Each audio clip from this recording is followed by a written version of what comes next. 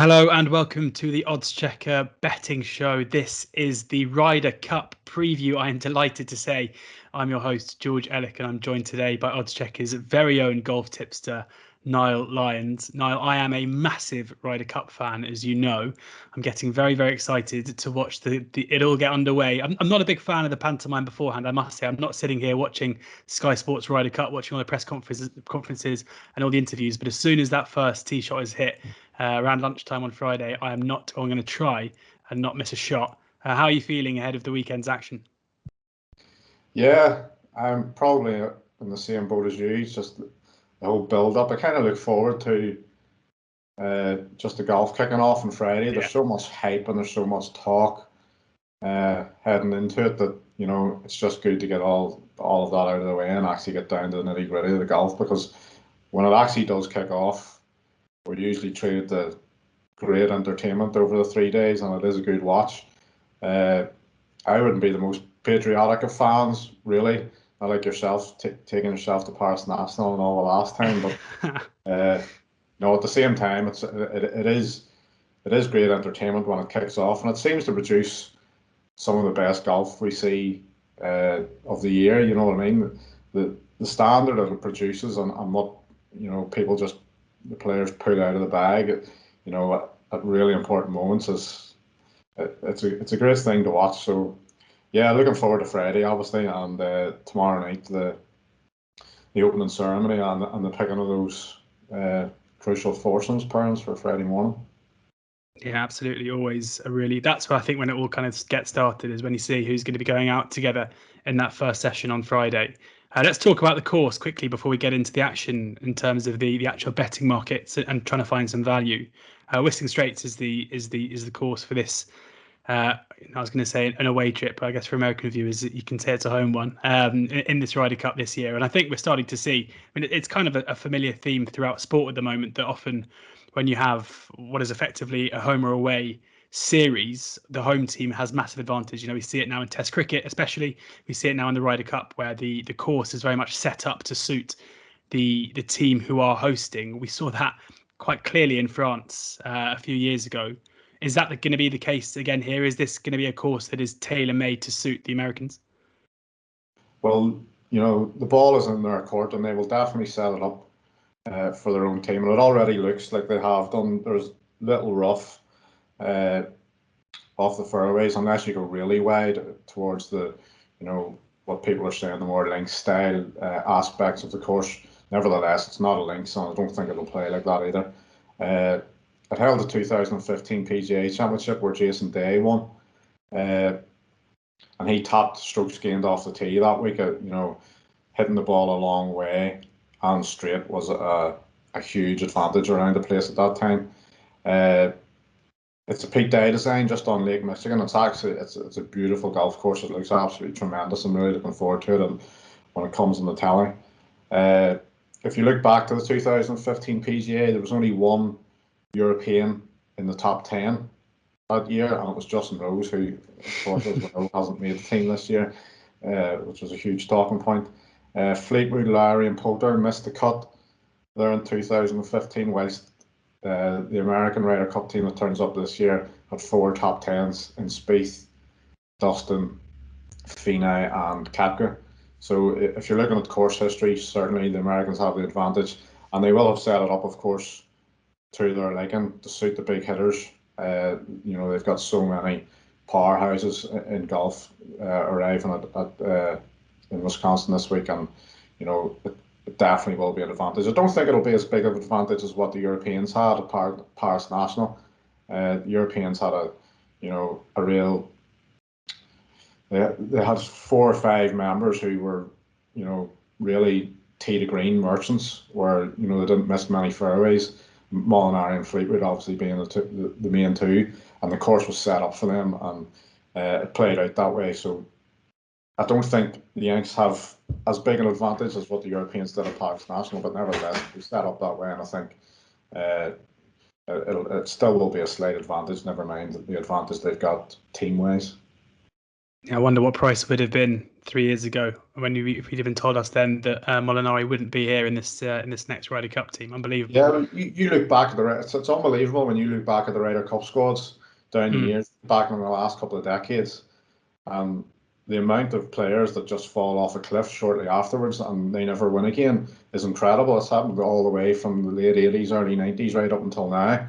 And you think of even, American teams in the past, like the likes of Jeff Overton and guys like that, Mm. who have made the Ryder Cup team and, barely done anything since. And it's incredible to think you look at the two teams now, especially the American team, that some of these guys won't feature in the next Ryder Cup and won't even be anywhere near featuring in the Ryder. It's hard to Mm. believe, but that's the trend of what's happened down the years. And yeah, we'll probably see a few fall off a cliff after this as well.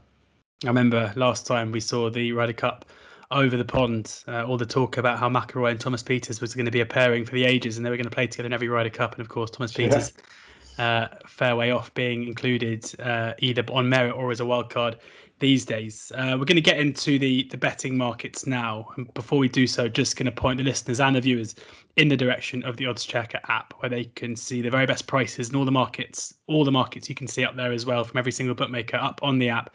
The best bookie offers, free bets, and of course that is where you can get Niall's tips. His column went out, I think, earlier today or late last night with some of the selections he's going to put up today, and that's the first place you can find them too and go through directly and bet on those best prices out there. To kick off, rather than kind of going straight to the outright market, because I think whilst it's interesting, it doesn't really it's never going to be the market in the Ryder Cup that provides the most value, I guess, unless you were following Niall back in France a few years ago.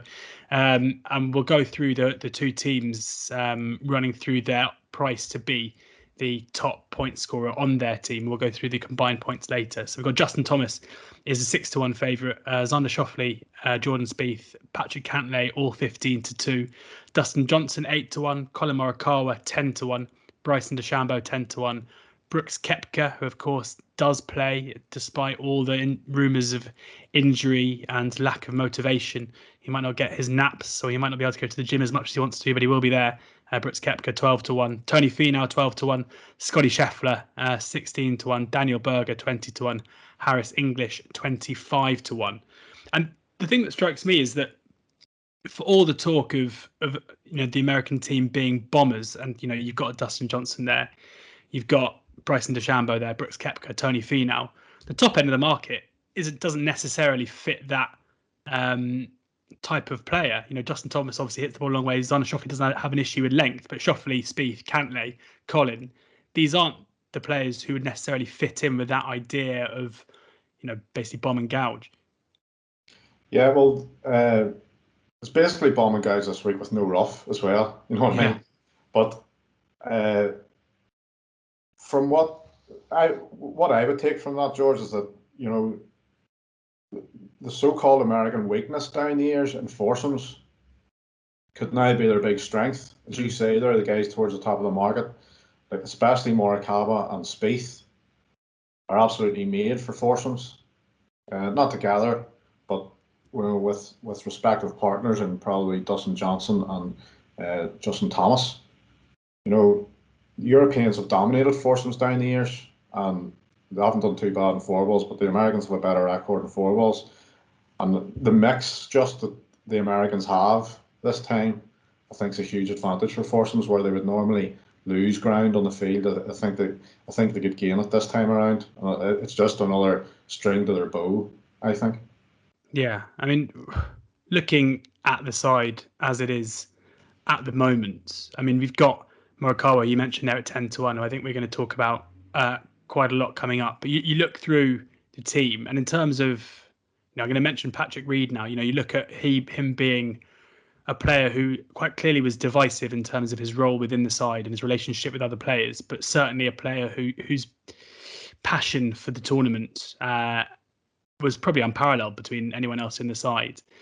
There's been a lot of talk about Bryson and Brooks and their relationship so far. There's been a lot of talk about the general will of the American Ryder Cup team to win being lacking compared to the Europeans. Do you think that, given the kind of the new generation, maybe, I mean, generation's a bit harsh, but the new wave of talent coming into this side, Schauffele, Spieth, Cantlay, well, not Spieth, but Schauffele, Cantlay, Morikawa, all being towards the top end, could see a new dawn for this side? Yeah, I wouldn't rule that out. And as you mentioned there's kind of always been negatives surrounding relationships in the USA team. You had it with the likes of Tiger and Mickelson years ago, when Hal Sutton stuck them together. Surprisingly, I don't think that'll play out this week. I can't see Koepka and DeChambeau, although DeChambeau has said in his press conference that there's a big surprise coming out about this story, whatever it is. I suspect it's one of those matches that, in the next couple of months that we'll see. But there was a video that went out obviously online last night, if you've seen it, where Koepka approaches DeChambeau on the range, and that's got a lot of ridicule from the European side. I think it's a bit over the top, the criticism of it. I think it's just a video, basically. Yes, it was planned, obviously, and I think Stricker was basically wanted that to go out just to maybe put out the fire a little bit and just give the impression that everything's semi-okay between the two of them, and maybe stop with all the questions in the press conferences. Stricker does have his work cut out on that side, but I think he's a level-headed guy who, he's managed a President's team, a President's Cup team before to resounding victory. I think captains, if we're talking about captains ways here, I think the Americans have the advantage on that front too. I think Harrington could possibly boil over a little bit over the week, information-wise, stats-wise. He's very intense. Obviously the Europeans have been well into their stats over the last 4 or 5 Ryder Cups, but I think Harrington might be a bit different, and the players could be under intense pressure with Harrington. Harrington will expect him to deliver. He expected himself to deliver even on the highest stage in the majors, and he did. I think there's a fair amount of pressure going on the Europeans this week, but I would definitely expect Stricker to keep everyone on a level head and get the best out of his team. Do we have any clues, any ideas as to what the pairing is going to be? You've mentioned there Spieth and Thomas, a pairing we've seen before. Morikawa and DJ, another one you've just brought up there. Yeah, Morikawa and DJ, as I'll talk about, I think that could be a super partnership. Spieth and Thomas look certainly to go together at some stage. Cantlay and Schauffele, 2 great friends. They look an absolute certainty to go together on Friday morning as well. And then, of course, of those 3 teams that I just mentioned, I think it'll be whoever wins or wins resoundingly over them 3 teams will progress into the 4 balls. DeChambeau's not an easy one to pair up with. I think he'll play 4 balls, and it looks like it'll be with Scotty Scheffler with the practice rounds that we've seen this week. There's a lot of options for Stricker, I think, and whilst the Europeans might need to rely upon Rahm and McIlroy maybe to play 5 matches, I don't think the Americans will have that same kind of pressure. And I actually wouldn't be surprised if they bench everyone once. The Americans, they're that strong, strength and depth down the team that they don't have any weakness. So I don't think they need to rely upon anybody for 5 matches, unlike the Europeans. And yeah, I wouldn't be surprised if they bench everybody once. And the other Berger and English might go together. Berger and Koepka, they've got very strong foursomes and 4 balls partnerships this time around. So who's the value to be top American point scorer? Well, I like Morikawa. I'm very strong on the Americans overall. I think they'll win this comfortably. So I'm more happy to back Morikawa on the top combined point scorer market. Now I'll caveat that with there were injury concerns towards the end of the season, and will he play? If the Yanks do have a couple who play 5 matches, will Morikawa be one of them? He might not be simply because of his injuries, but I think he does get 4 matches. So 2 foursomes and 1 of the 4 balls at the very least, providing he's fully fit. I think he is.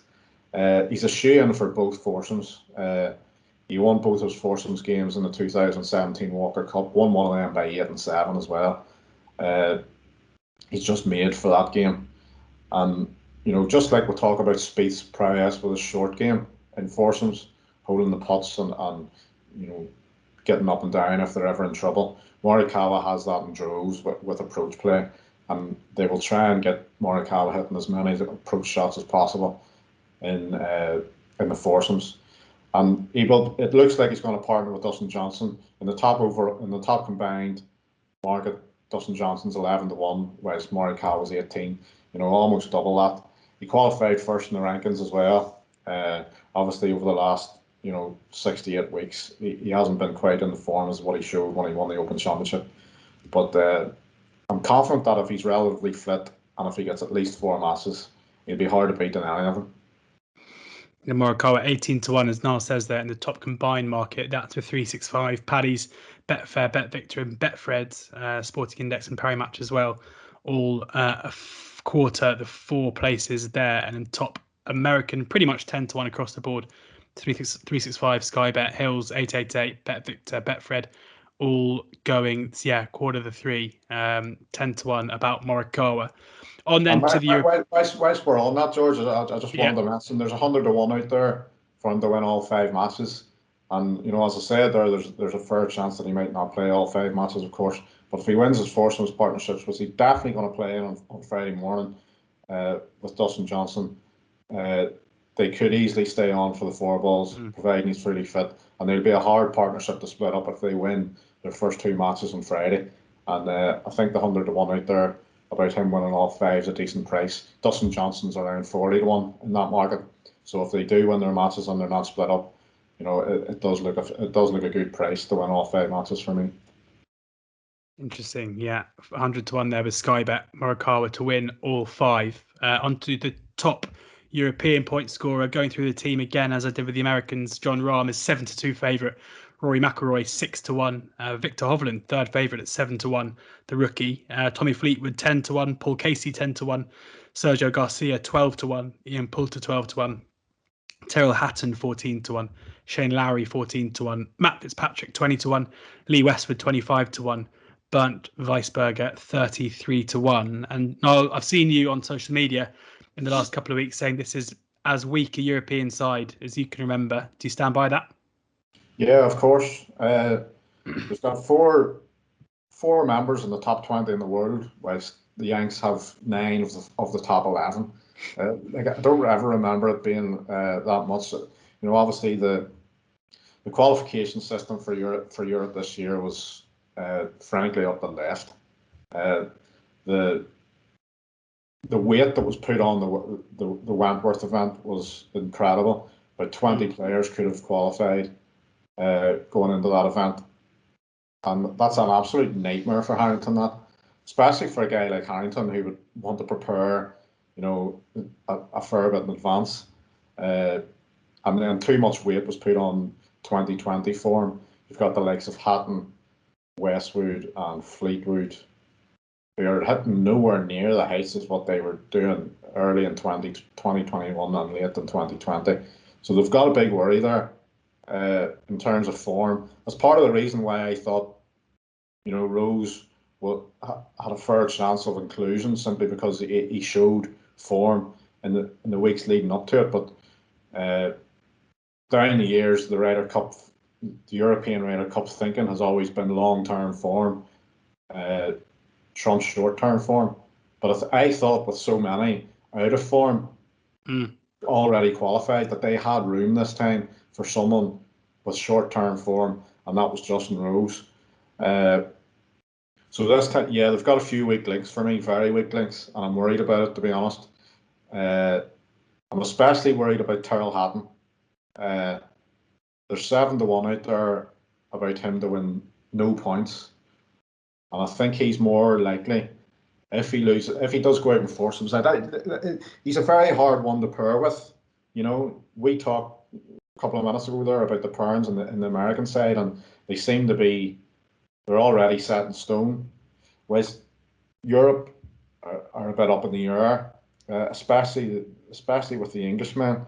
Hatton doesn't strike you particularly as a great foursomes or 4 balls partner.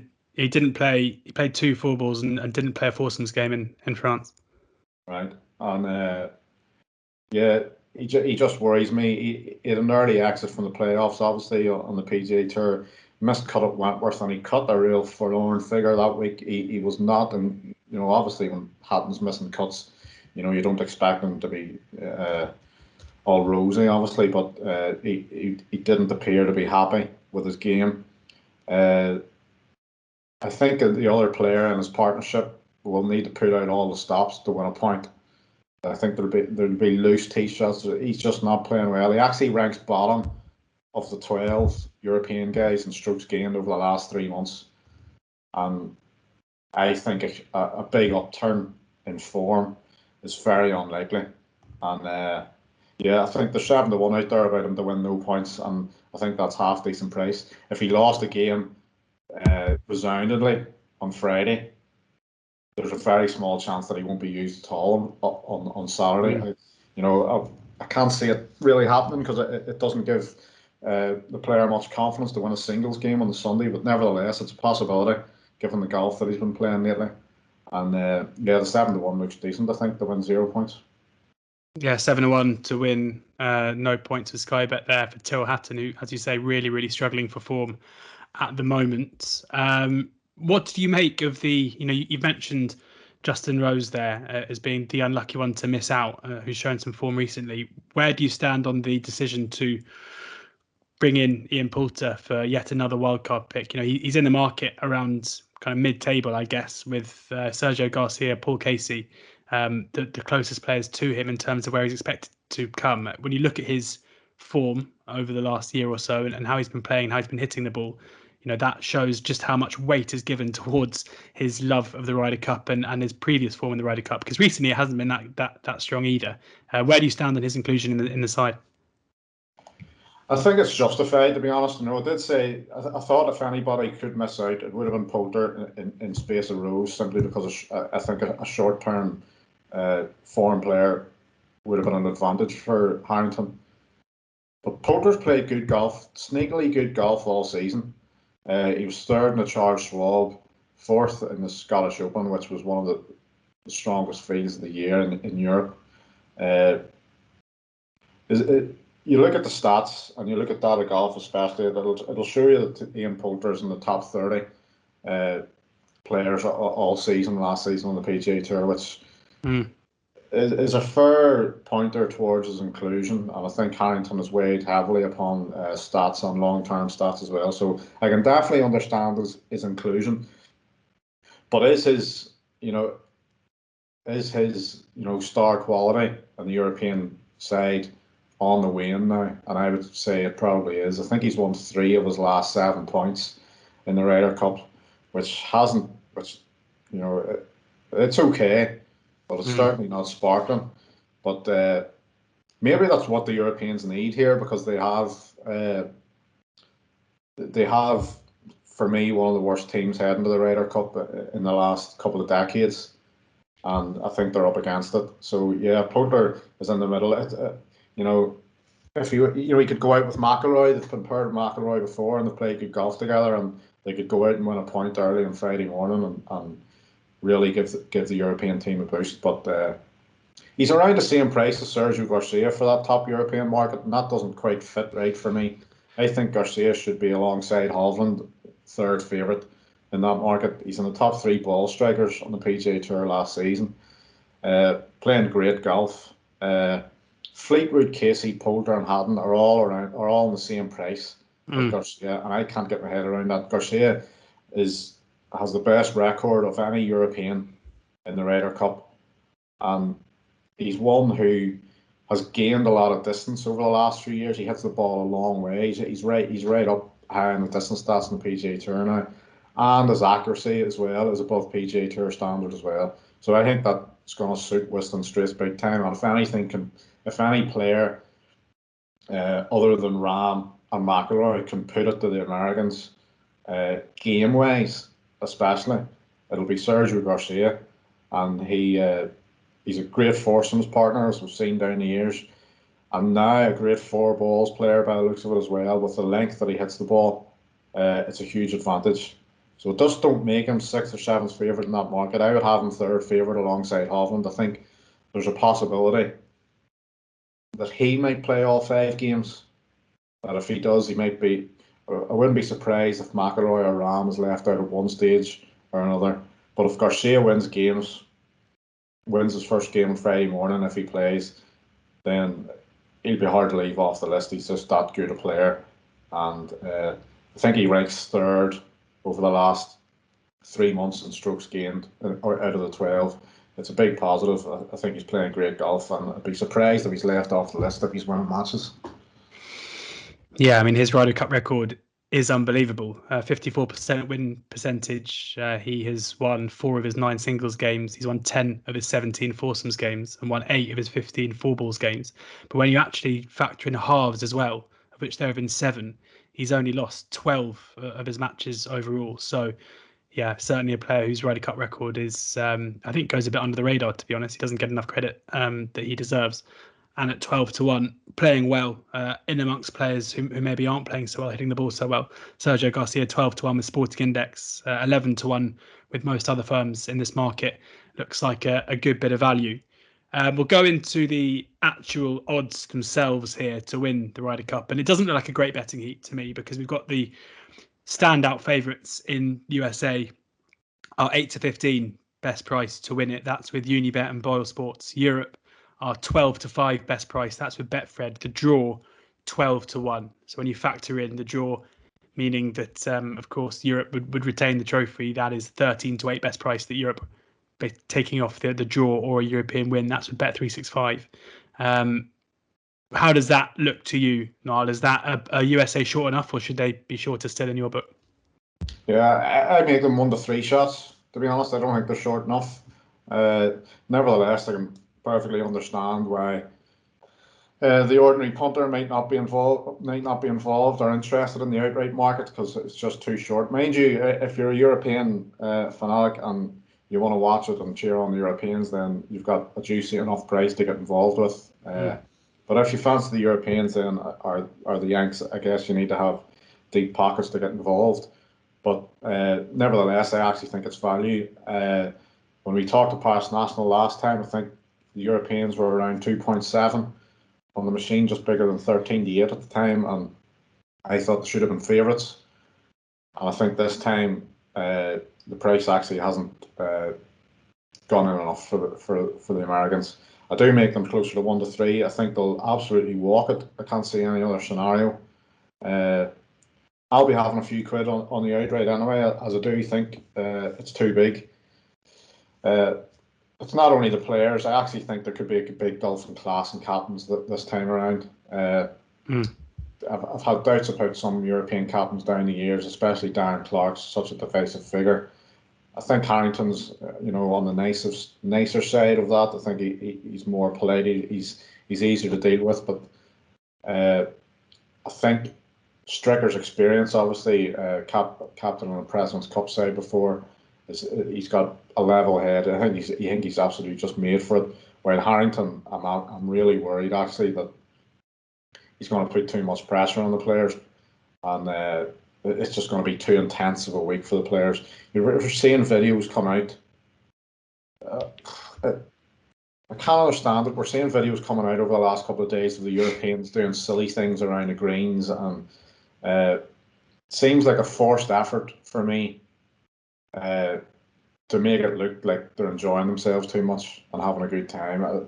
The Americans seem like they mean business, and I think the Europeans are just trying a bit too hard. There's a lot of things on social media. There's a lot of cringe-worthy videos going about and all as well. The European side absolutely love this. You know what I mean? They outperform themselves many times, but I think this time the odds kind of reflect the advantage that the Americans have, and not quite enough for me, but nevertheless they're well up against it, and I'd be surprised if they outperform their price this time.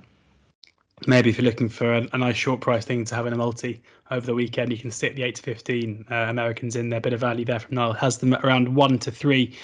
Any other specials picks for you? Anything else you've noticed there's a bit of value here? I actually can't remember what firm it was with, but I saw last night that there was 14-1 about for anybody to win 5 matches. I think that's a very decent price. I saw a few quotes of 7 or 8 to 1 for the same outcome, and I made it about 8 to 1 as well. So the 14 to 1 about anybody to win 5 matches is decent. Now, I have said that the Americans, I wouldn't be surprised if they bench all players at some stage just simply because of their strength and depth.